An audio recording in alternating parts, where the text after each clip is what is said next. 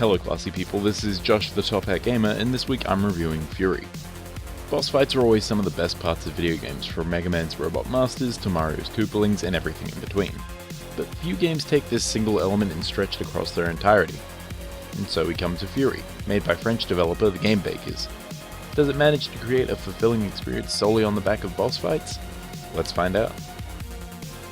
Furi puts you in control of a nameless prisoner who has broken his bonds, and tasks you with defeating the jailers who have been trying to keep him locked up. The game is fairly light on narrative, but drip feeds vague hints to you regarding who your captors are and why you've been locked away. It creates just enough mystery to become inherently interesting, but gives you more than enough information to properly characterize the various jailers you'll come up against. It could have been hard to properly characterize the various bosses you meet without multiple interactions or cutscenes, but Furi manages to do this through the use of imaginative character designs that burst with personality. On top of the awesome character designs, each boss has their own wildly varied environment associated with them, and Furi's bright neon color palette leaves the visuals feeling incredibly distinct. The sound design isn't quite as solid as Furi's visuals, but it isn't without some charm. While the voice work isn't anything to write home about, and certain lines of dialogue get incredibly frustrating when you have to hear them over and over and over again, the music is absolutely fantastic. Furi's constant pulsing synth almost puts you in a trance-like state, and the rhythmic thumping fits the tense, fast-paced boss combat perfectly. Furi manages to nail most aspects of its presentation, and manages similar success in terms of the core gameplay. As I've mentioned, the majority of Furi pits you against the jailers standing between you and freedom, and as a result, these encounters need to be varied and challenging enough to warrant basing a whole game around them. Thankfully, the elements of each fight vary from jailer to jailer, introducing plenty of new concepts while focusing on the game's core, close-range melee combat and top-down bullet hell shooter mechanics.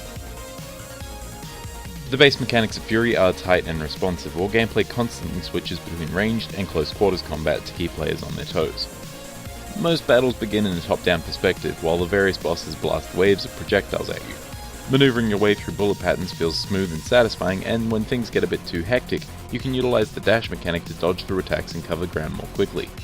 Going on the attack in this phase allows you to either get up close and personal with your sword, or fire projectiles back at the enemy from a distance. Shooting with the right analog stick is enjoyable thanks in part to the game's light aim assist, and combining this with your smooth movement feels fulfilling to say the least.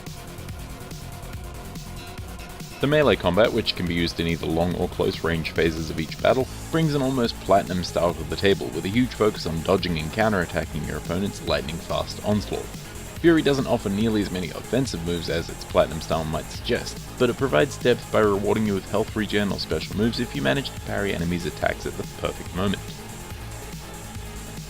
Surprisingly, there's a good level of variety between the different boss fights, as Furi constantly introduces new concepts to keep each jailer feeling unique. The first fight serves as an adequate introduction to the core mechanics, but soon you'll have to contend with hide-and-seek sniper battles, breakout-style defenses, and super fast enemies that try to hit and run to put you off guard. There are some recognizable elements from fight to fight, as each encounter ends in a similarly balls-to-the-wall bullet hell fashion, but for the most part, each battle has its own flavor and pace to try to adapt to.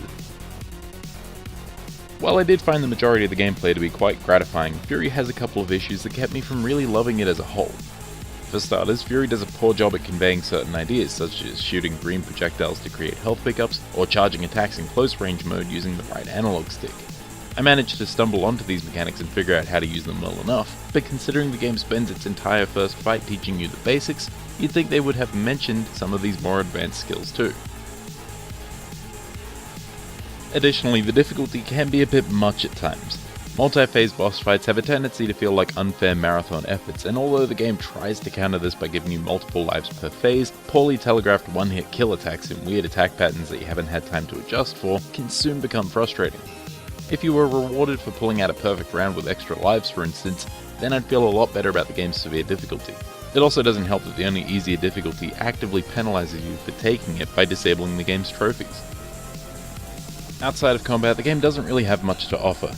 You receive some exposition during the walk between each fight, which is honestly the slowest walk in the world if you're looking to control it yourself.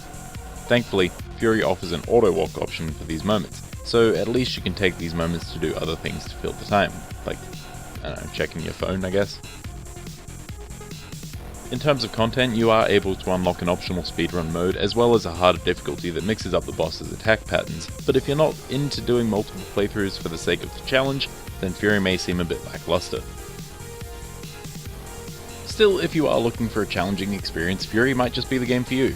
Its neon visuals and pounding synth create a stylish coating for some genuinely tense but satisfying gameplay, and its story and characters, though clearly not the focus of the game, are interesting at the very least. Furi gets the Top Hat Gamer rating of good. With its challenging, action-packed gameplay and memorable presentation, Furi has a lot to offer. It's definitely not for everyone, however, as some may find the gameplay too frustrating, and not everyone is going to love both the shoot 'em up and close quarters combat aspects of every fight.